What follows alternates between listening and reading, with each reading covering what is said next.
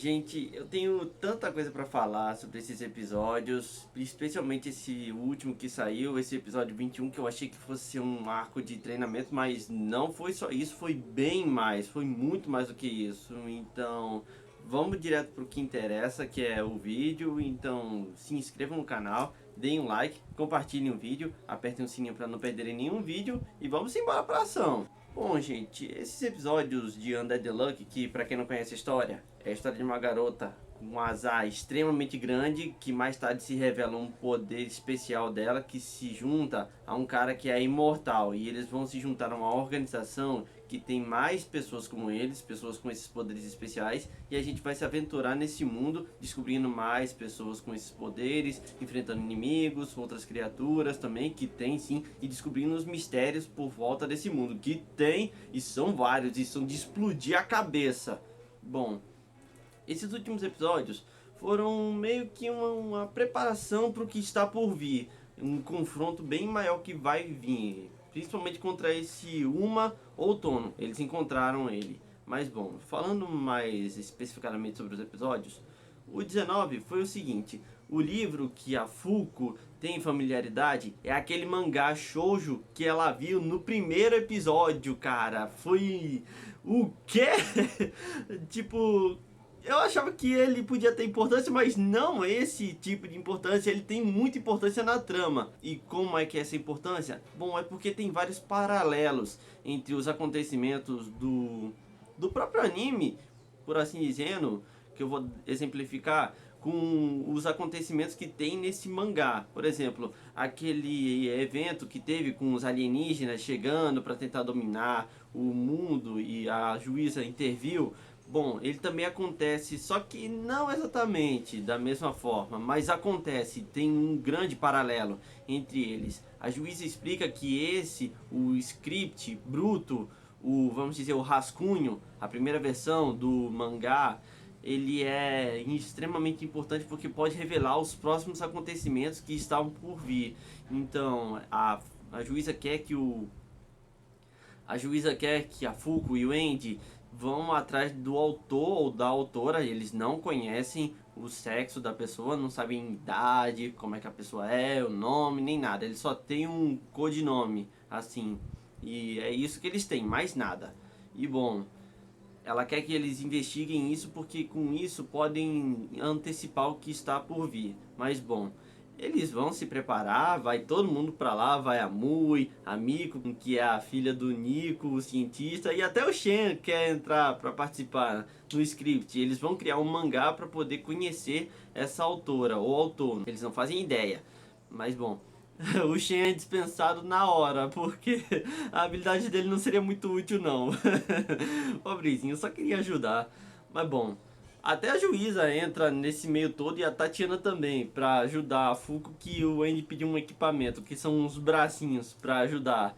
Mas bom, ele fala que escrever um mangá não é nada fácil não. Tanto é que ele também já participou de uma criação de um mangá, mas não sozinho. Ele não criou a história do zero, ele só ajudou. Mas bom, eles foram lá criar o planejamento, o rascunho, o roteiro, os storyboards e tudinho. E bom, dado tudo isso, muita gente ficou com sono. E nesse meio, quem mais se destaca é a Mui. Ela é muito boa, sem equipamento nem nada. Ela fez isso na mão, sozinha. Mas bom, a coisa tá pronta e eles vão até a Shueisha. Literalmente é o prédio da Shueisha. Literalmente, gente. Mais representação de lugares famosos. Eu estou gostando cada vez mais dessa obra de Undead Luck. Mas bom, apesar das técnicas de desenho e arte da Fuko serem meio antiquadas, mas a diretora da Shueisha gostou e quer publicar o mangá, mas a Fuko pediu para ela se encontrar com a autora ou autor do mangá que ela tanto gosta. E foi meio na marra, mas conseguiram. E eles foram lá pro Canadá. Aí no episódio 20, eles chegam lá e vão até uma praçazinha que a autora, o autor, pediu para eles se encontrarem lá. E bom, eles chegam lá, ficam lá esperando. E uma coisa importante, ninguém nota a presença da criatura. A mulher apareceu, revelou ser uma mulher sim. Chegou lá, pegou o script e começou a falar. Só aí que eles perceberam que tinha alguém lá. O Andy ficou embasbacado. Pô, como foi que ela conseguiu fazer isso?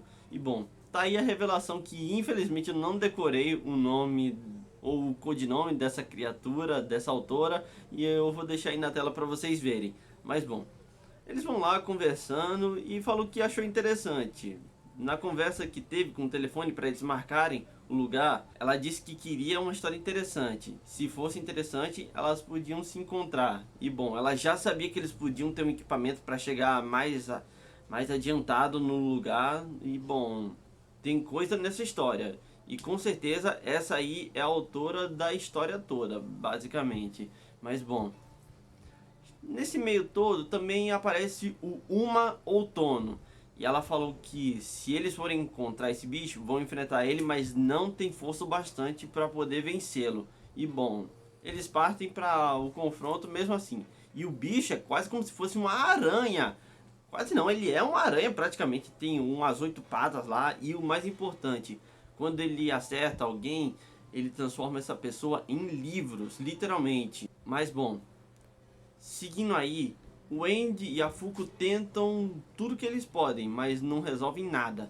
Até que a autora literalmente arranca o braço com uma foice. Aí a autora cria um braço semelhante ao do Andy. E aí disparam os poderes dele. É como se a caneta que ela tivesse transformasse tudo que ela quisesse em realidade. Ela tem certo controle da realidade. Eu tô achando que esse negócio é um artefato, com certeza. Mas bom, segue aí e eles vão embora. Eles não têm força bastante para poder confrontar esse bicho. E bom, eles chegam na casa dessa mulher e aí vão meio que pedir ajuda.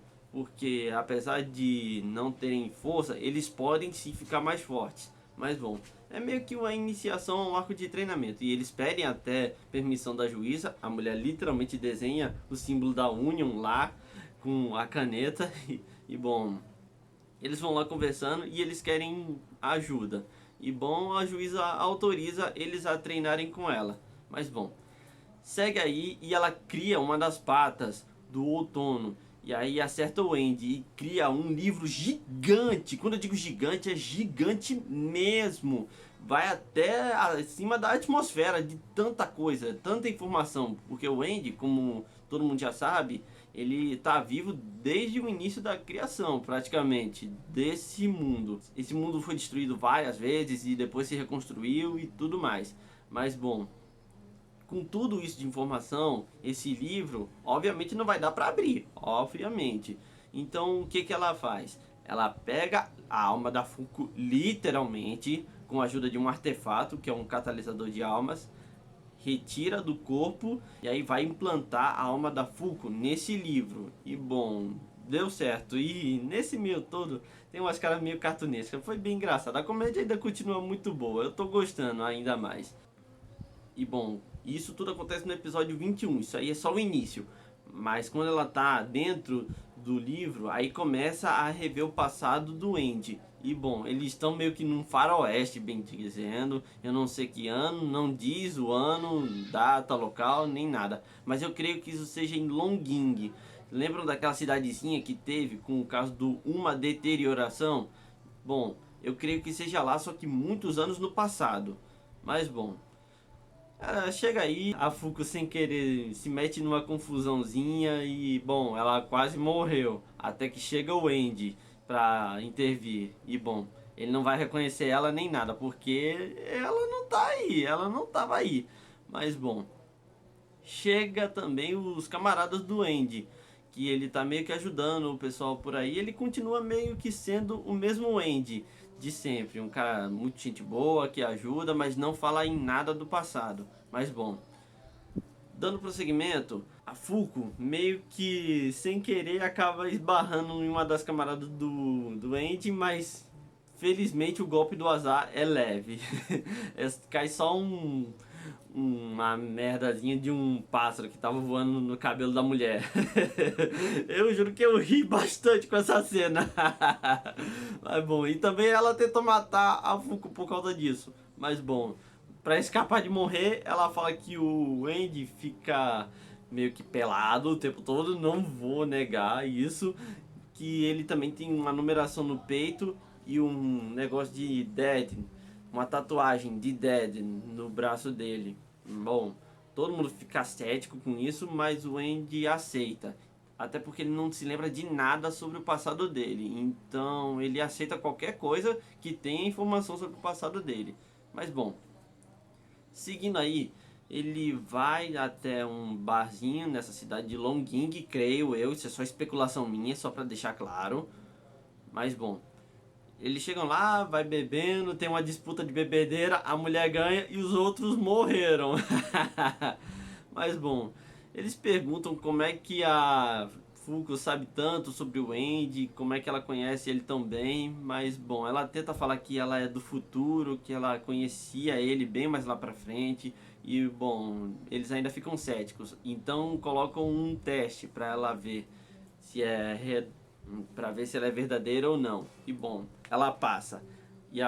E o teste era pegar uma arma e fazer que nem uma roleta russa. Ela tinha que puxar, se ela tivesse descarregada, ela ia vencer. Mas, obviamente, ela estava vazia. Ela conhece muito bem o Andy. Mas bom, seguindo aí, eles estão meio que aprovando ela, estão se divertindo, até que a dona desse barzinho se revela ser uma traidora. Ela deixou um pessoal que era inimigo do Andy entrar e matou todos eles. E observação, o Andy nessa época não sabia que era um imortal. Agora ele percebeu, já que ele levou um tiro na cabeça e sobreviveu.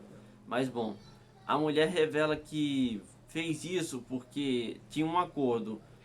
Esse pessoal matava o pessoal doente e ele, em troca de deixar as crianças dessa cidade em paz. Mas bom, o Andy sobrevive, o resto do pessoal vai morrer. A mulher ainda pergunta para Fuko se o Andy vai continuar sorrindo no futuro. E ela fala que sim, ele tá muito feliz, é porra louca e também é muito gente fina. Então ela pode morrer sem nenhum problema.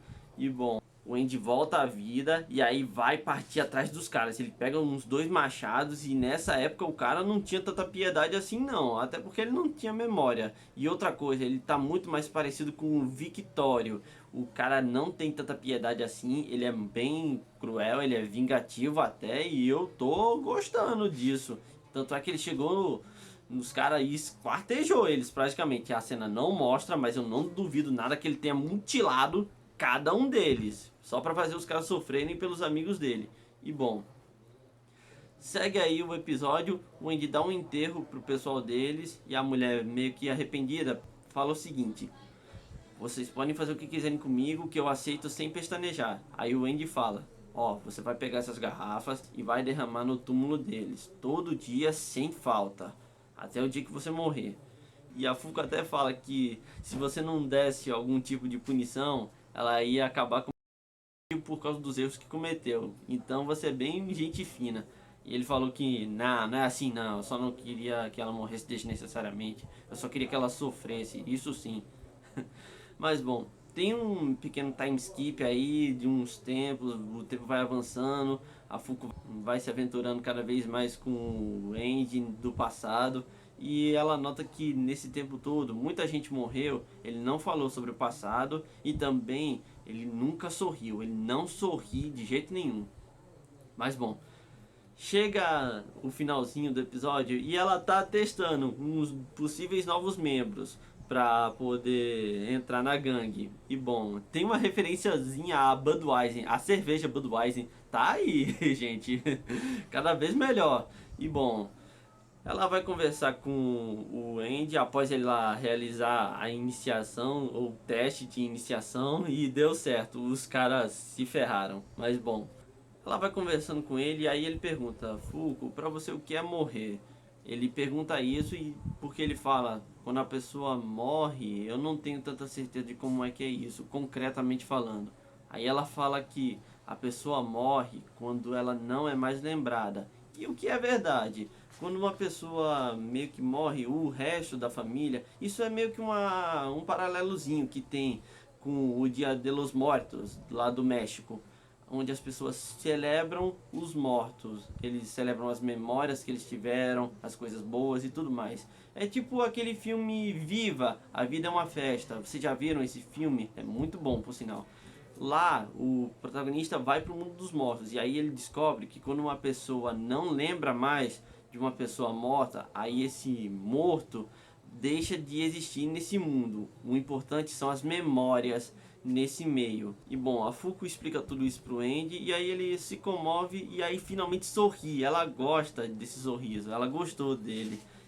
E ela até admite isso quando ele foi tentar beijar ela. Ela disse: não pode ser assim com a pessoa que eu gosto. E ela falou: eu te amo de todo jeito, com todas as palavras praticamente.